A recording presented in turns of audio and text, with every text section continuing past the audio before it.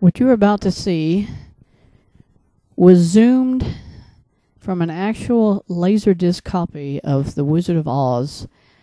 It has been verified, having been seen in 3 other copies that were aired on television and on VHS releases.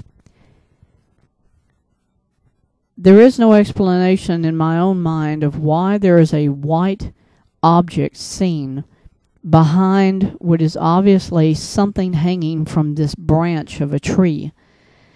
I'm going to zoom in on it in this video to show you where this happened. It's right after the Tin Man left with the Scarecrow and Dorothy from where they found him at the farmhouse. This is when they were coming into the haunted forest where they met the lion. It's within maybe not even 10 seconds after they came into the woods that this object was seen hanging from this tree. Now, the reason I say it has to be the midget is because, number one, why is there an obvious white object behind it other than to say to people, here is where this midget hung himself, herself, and more importantly, there is no way that could be considered to be a natural object in that tree, because it doesn't look like a natural object in that tree. It's hanging directly down from the branch. It is not a pine cone. And in relation to the tree, I would have to say, yeah, it looks a little smaller than it should be, but you cannot say from that distance how far away it is from the camera. But this is the only thing I've ever found in the movie of something that's devastatingly obvious, as far as it's something there hanging down from a tree branch. It is not digitally created. It's there. If you go and grab any copy of The Wizard of Oz, you'll see it in the tree. And I still cannot explain what this white object is behind it. Now, it's probably definitely maybe some light that was put there by the cast or possibly the production crew so that they could see,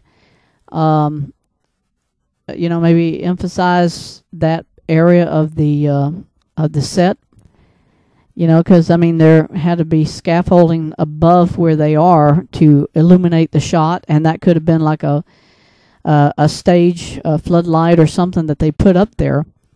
And that could be why the midget chose that tree, to say, they'll see me after I'm dead because of that light that's obviously shining there.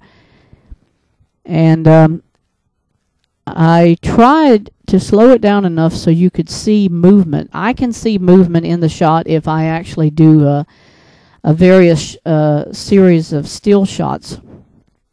If you just kind of like do a step on the DVD player and let it just go one frame at a time, you can see that the camera isn't moving at least in about 2 or 3 frames, and the movement is obvious of whatever this object is in the tree. And I don't know what it is, but whatever I can say honestly, this is the only definitive proof I have of something that's there in the film that can't be explained as being anything other than human, or something is there in the tree. That's not an owl, because it has to be able to sit on the branch, not hang from below it.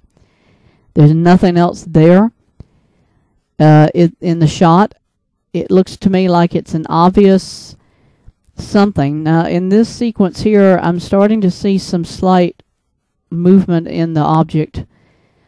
It's kind of hard to make it out, but if you grab a copy of your own and then you zoom in on it and watch that sequence, you'll see that it definitely does show some sort of a gyration of movement change in a few shots.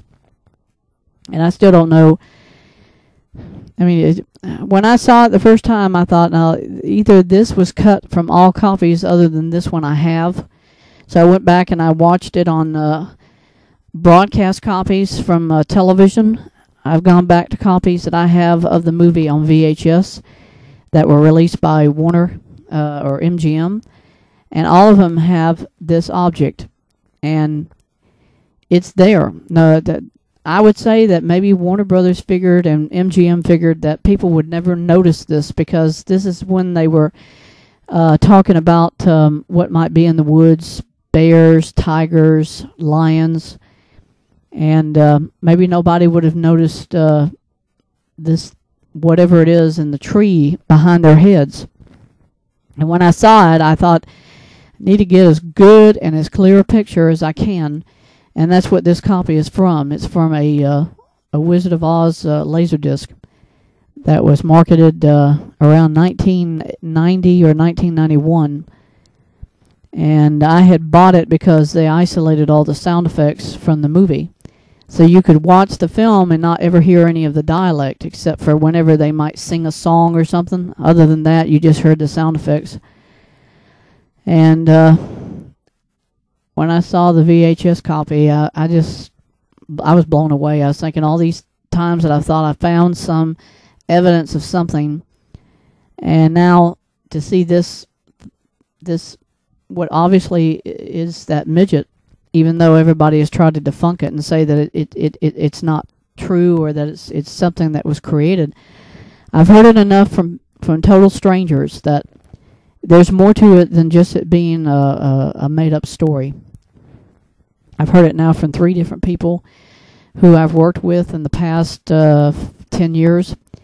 Over that period of time, they have told me about it, and there's a video on YouTube right now showing that this midget was shown hanging from a tree when the Tin Man was walking away from the farmhouse, and that was definitely created by CGI. That's not real, because I've looked at every copy since. But this cannot be explained as being something created by somebody. This is in the copy, and it's in 3 different ones that I've watched. And now it's up to y'all to decide if what it is something that's a stage prop. But why is it hanging down from the tree like that if it's not the actual midget himself or herself? That's the only thing that can't be confirmed of who was it that actually was in that shot. Was it a female midget, or was it a male midget?